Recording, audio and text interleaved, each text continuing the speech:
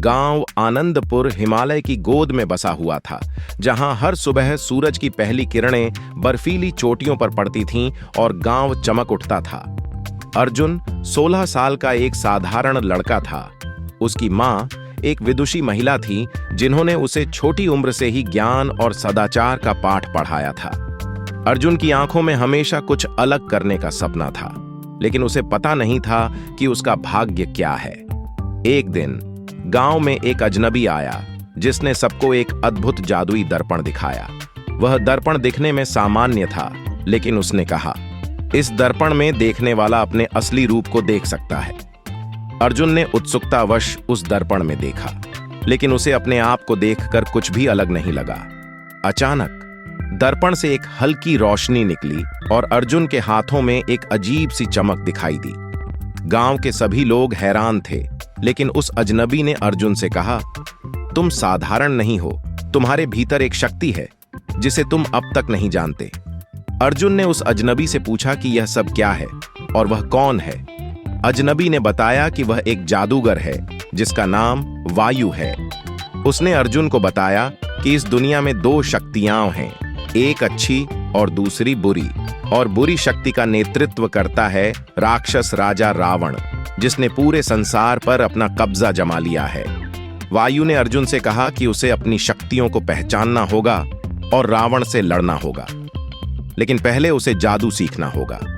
इसके लिए उसे अदृश्य घाटी जाना होगा, जहां एक प्राचीन जादूगर रुद्र उसे यह कला सिखाएगा।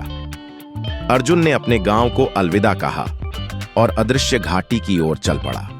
वह कठिनाइयों से गुजरते हुए अंततः उस घाटी तक पहुंचा।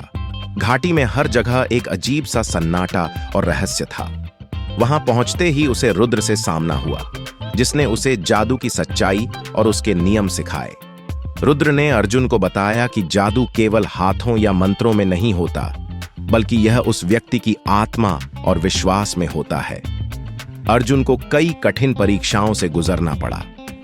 वह दिन रात अभ्यास करता रहा और धीरे धीरे उसने जादू के विभिन्न रूपों को सीख लिया। उसे हवा को नियंत्रित करने, पानी को मोड़ने और आग को बुलाने की शक्ति मिल गई थी।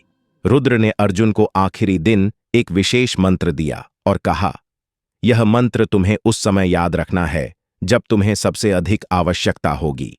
अर्जुन को अब अपनी यात्रा के अंतिम चरण की ओर जाना था, राक्षस राजा रावण से लड़ाई करने के लिए। अर्जुन ने अपनी शक्तियों के साथ रावण की गुफा की ओर प्रस्थान किया।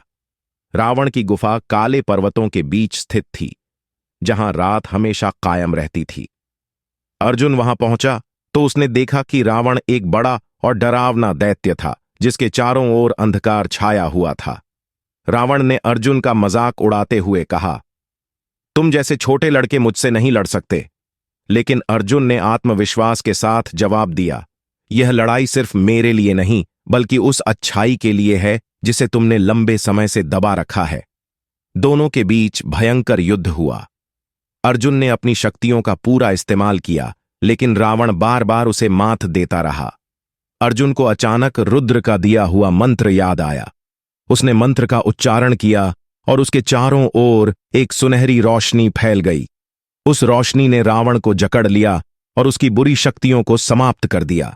अर्जुन ने आखिरकार रावण को हरा दिया और संसार में शांति वापस लाई। गांव के लोग उसके लौटने का इंतजार कर रहे थे। अर्जुन जब वापस आया तो गांव वालों ने उसका भव्य स्वागत किया। अर्जुन ने सबको बताया कि सच्ची शक्ति जादू में नहीं, बल्कि आत्मविश्वास और अच्छे कर्मों में होती है।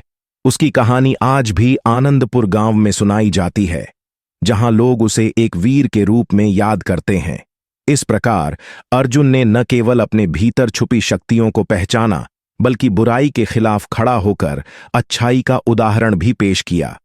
कहानी से यह संदेश मिलता है कि हमारे भीतर भी असाधारण शक्तियां छिपी होती हैं, जिन्हें पहचानने के लिए हमें आत्मविश्वास और सही मार्गदर्शन की आवश्यकता होती है। और सबसे महत्वपूर्ण बात यह कि अच्छाई की राह कभी आसान नहीं होती, लेकिन उसमें जीत हमेशा होती है।